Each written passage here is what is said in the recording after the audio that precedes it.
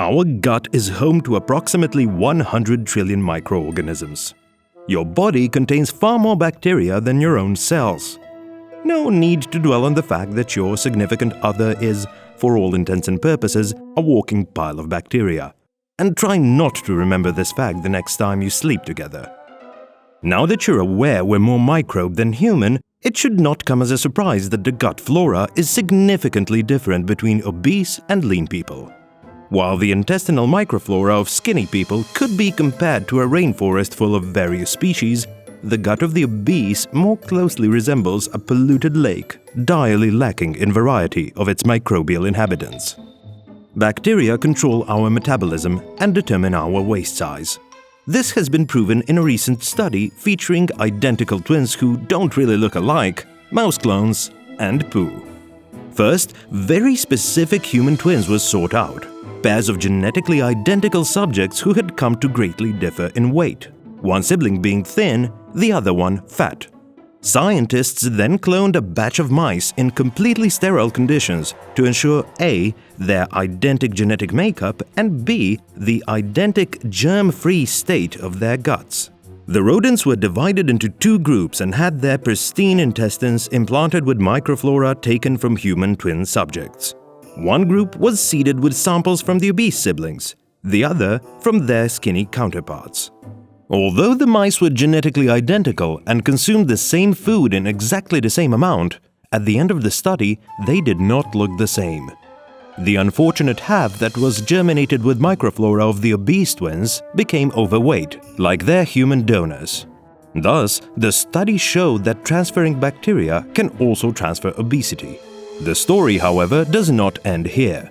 In another instance of the same experiment, both groups of mice were kept in the same habitat, living together and mingling freely. To researchers' surprise, none of these cohabitating rodents had developed obesity, not even the ones carrying microbes of obese people. Why? Well, you see, while mice may be considered cute little critters, their table manners leave a lot to be desired. They are coprophages. To put it bluntly, they eat shit. The mice that would have otherwise become overweight due to bad microflora were able to repopulate their intestines with healthy bacteria by consuming their roommates' excrement, allowing them to stay thin. I guess desperate times do seek desperate measures. What is interesting, albeit a little sad, is that when the mice were fed processed food, not even drastic measures such as coprophagia would prevent them from getting obese. It gives a new layer of meaning to the term junk food, when feces are considered a helpful dietary supplement. The consumption of industrially processed foods is a major cause of obesity. Both number and diversity of microbes in our intestines are directly correlated to our diet. More precisely, our gut microflora depends on fiber, complex carbohydrates bacteria feed on. Sadly, common highly processed foods have proven to be a negligible source of fiber, while food rich in fiber is becoming increasingly rare on our menus. The healthiest sources of fiber, such as fruits, vegetables, and tubers, have been a part of human diet for thousands of years, but are now giving way to their processed counterparts, diminishing our fiber intake. With such an important element of our nutrition in shortage, our intestines are becoming rather inhospitable to the growth of healthy bacteria. So, you want to increase the diversity of your intestinal flora to shed excess weight and improve your health? And no, I know what you're thinking, stop, just no, ew. Luckily, unlike your distant rodent cousins, you don't have to resort to coprophagia, horrifying your thin roommates. There is a much tastier way to heal your gut microflora: fermented food.